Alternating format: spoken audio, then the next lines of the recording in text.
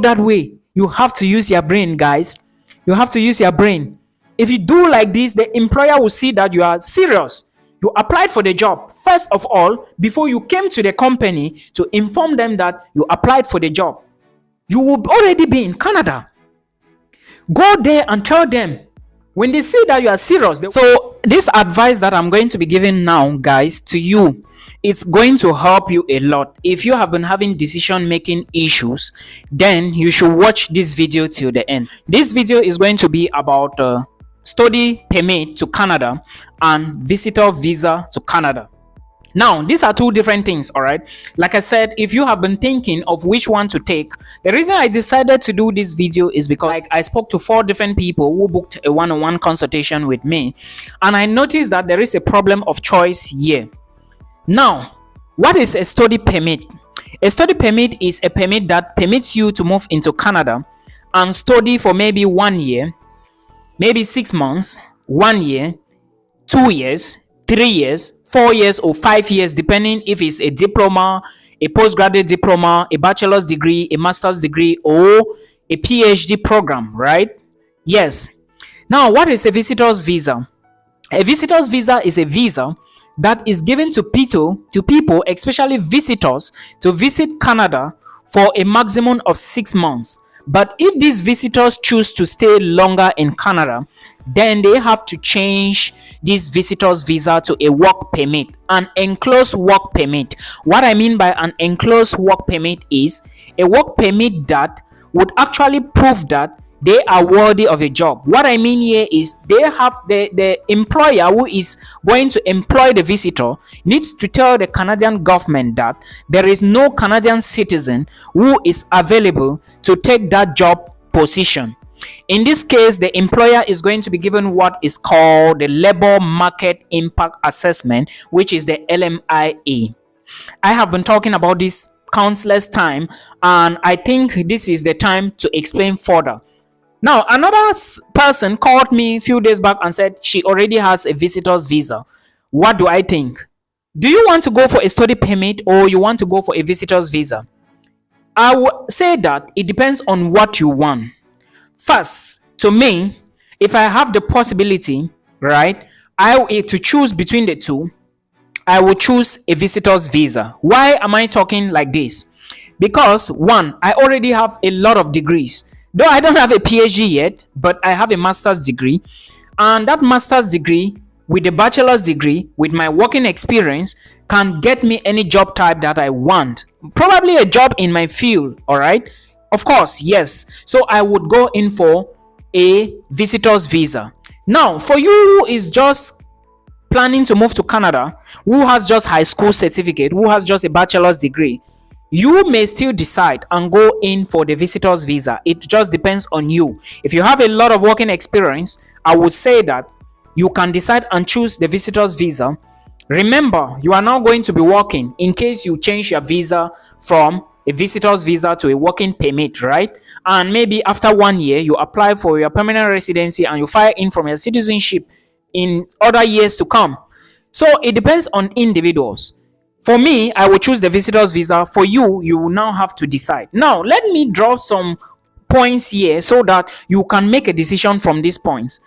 Let's assume that you already have some working experience, right?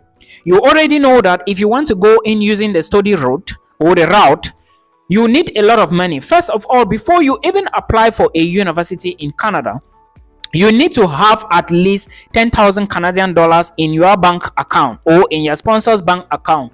This is just for living costs. You need this money, all right, because you need to show the officials that you have 10,000 Canadian dollars for living costs.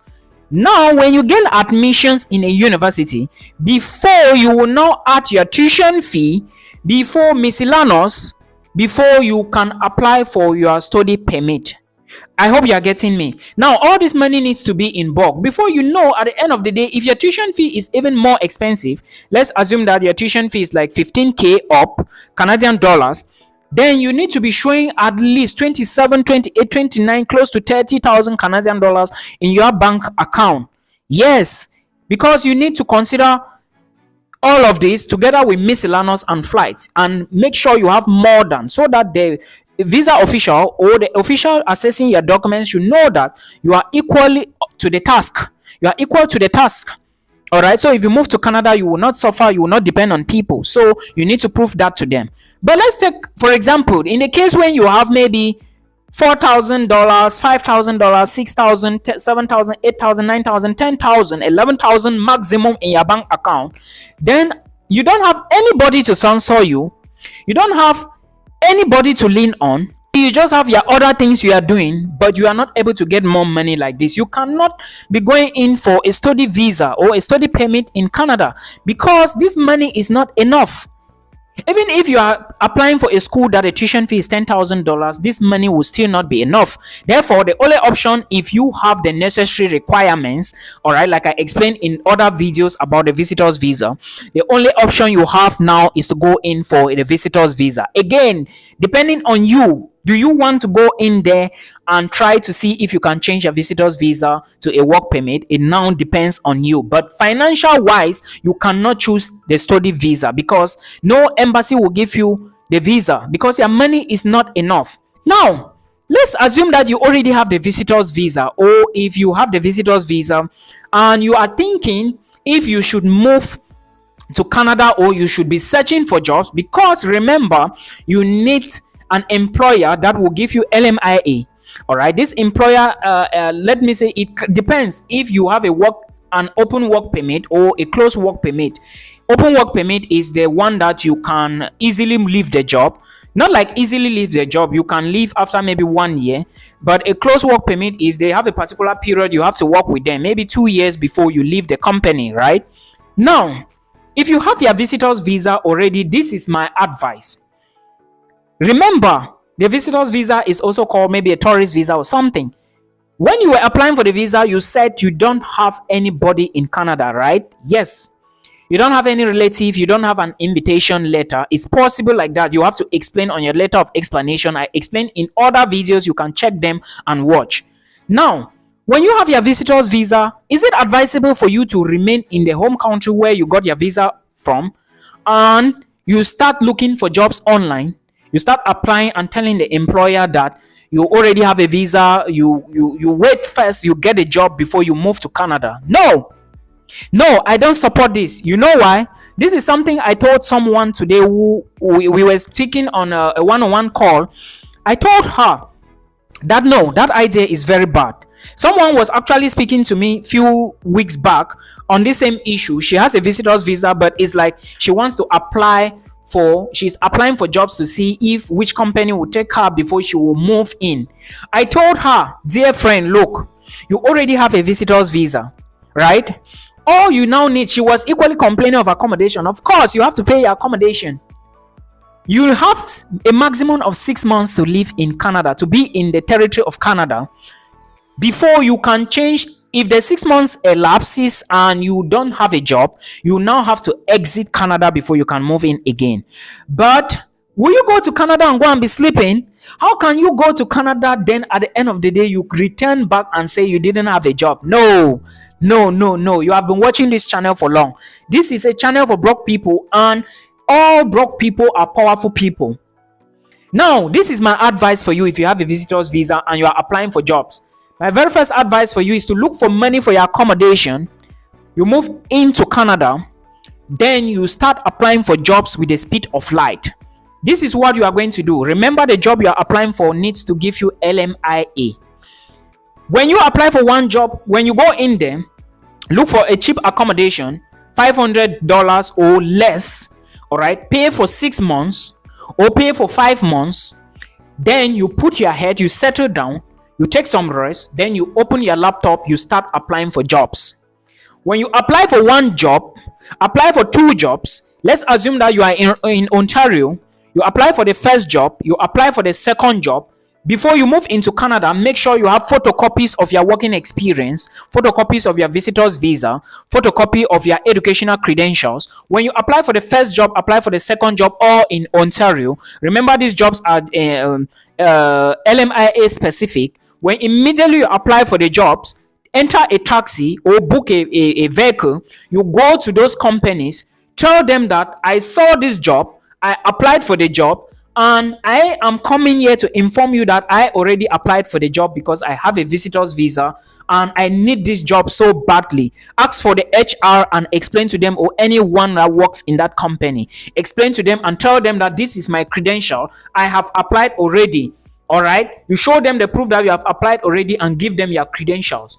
With this method, you cannot go to 40 companies or you cannot go to 50 companies, and at the end of the day, you don't have even one job offer. No way. You cannot. If you do this and you don't get it, you call me and change my name. You cannot. This is a trick a lot of people don't know. You cannot have a visitor visa and you sit in Africa. No. You sit maybe somewhere. What are you doing? Go in there, apply for the jobs, buy your SIM cards, do the necessary documents that you need to have a cool head. Then you start applying for the jobs. When you apply for 1, 2, 3, 4, you take the location down, you take the name of the company, find the name of the company with the speed of light, go there, tell them you already in here, you apply for the jobs, and this is the proof that you apply for the jobs. These are my educational credentials. You give them, tell them you need the job so badly. All right. Tell them if there is a way you can do an interview with them. This is how you do things and you learn opportunities. You don't just sit and you fold your arms like this. No, it doesn't work that way. You have to use your brain, guys. You have to use your brain.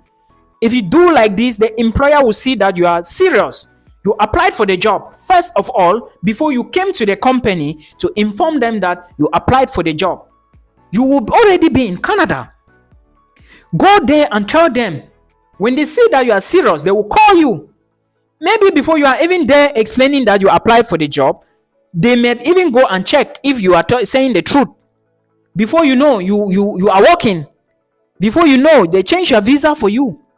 But maybe whereas if you were sleeping somewhere and saying they will employ you, a smart person will collect that job from your hand.